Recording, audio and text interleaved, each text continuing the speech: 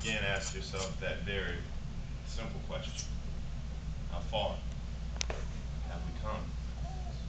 And Mr. Williams, I guess in my 24 years of great wisdom,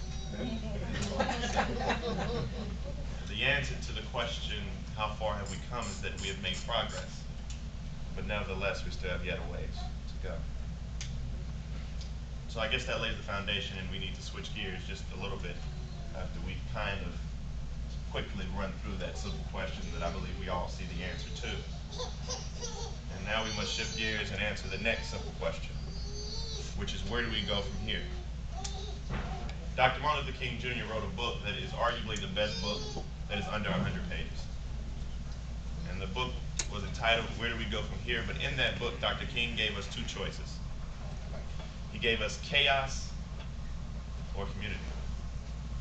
Now myself and some of the other young individuals in here, and possibly many other fathers, can tell that from the way the environment looks around us, we're on the brink of chaos. But I think that what I want to represent to you all, that we still have time to build community. I'll tell you a story about a young man from Denmark, South Carolina, who graduated from Voorhees High School, as it was known at the time. And after he graduated from Voorhees High School, he proceeded to go to Howard University. And while he's at Howard, he befriended a man named Stokely Carmichael. And Stokely graduated from Howard.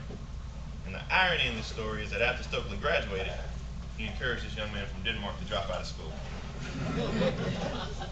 So he did. And he dropped out of school and decided he was going to become a part of the freedom movement. And his first mission, as they called them at the time, was in Philadelphia, Mississippi. Anybody been to Philadelphia? Philadelphia, Mississippi is the size of this room. And it may be a little smaller. But in Philadelphia, Mississippi, their job was to search for the bodies of three of their fellow slain civil rights workers, Goodman, Schwerner, and Cheney. And during the day, they would hide in barns and trenches, barns and sheds. And at night, they would go and dig in ditches and trenches. And ironically enough, those bodies were found behind a local minister, the home of one of the local ministers and sheriff's deputies at the time in Philadelphia, A.B. Ray Killen. And that was this young man from Denmark's first indoctrination into the freedom movement. And he proceeded to struggle and proceeded to fight for what he believed was right, and eventually became National Field Director for the Student Nonviolent Coordinating Committee before returning home. And when he came home, he became part of one of the largest and most deadly civil rights demonstrations that this state has ever seen. Because you see, on the night of February 6th, 1968, the students at South Carolina State College, as it was known at the time, decided they were going to protest the All-Star Bowling Alley. The All-Star Bowling Alley is still there today. It's right off Russell Street, right across from Dairy Road. It sits in the right corner. And the owner is still the same owner. It's a flashback in time. But they decided they were going to protest what the history books now call the last vestige of discrimination. So the students went, and they began to clap and sing protest hymns, and they began to chant. And it's in a right angle, so you have to imagine. And as they began to protest, state troopers surrounded them. And so they came somewhat enclosed. And as they began to chant and the state troopers began to move in, there became a crush against that right angle. And the glass broke. And when the glass broke, the proverbial all hell broke loose. State troopers proceeded to go through the crowd, beating many of the students. Many of the co-eds that were there were women.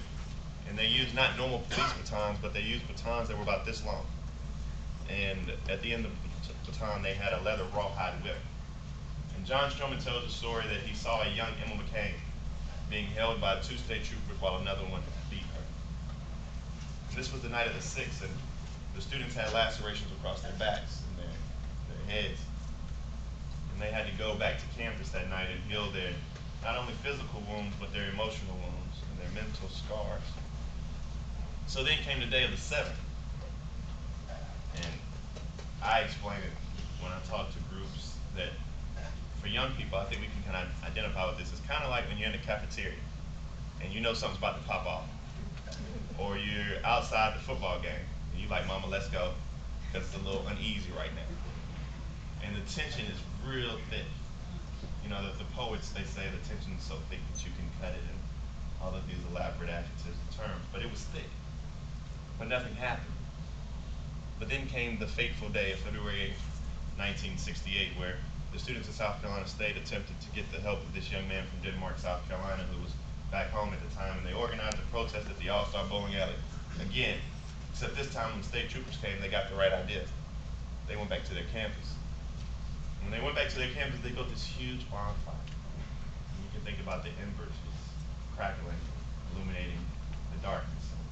That warmth kind of warming up the frigid air as day turned to night and cool turned to cold.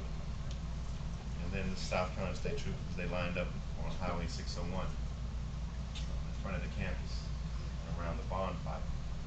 And for 8 seconds, 1001, 1002, 1003, 1004, 5, 6, 7, 8. Dreams were forever deferred and lives were forever altered as South Carolina State Troopers, they fired not rubber bullets or not tear gas, but they fired deadly double-aught buckshots into the group of students.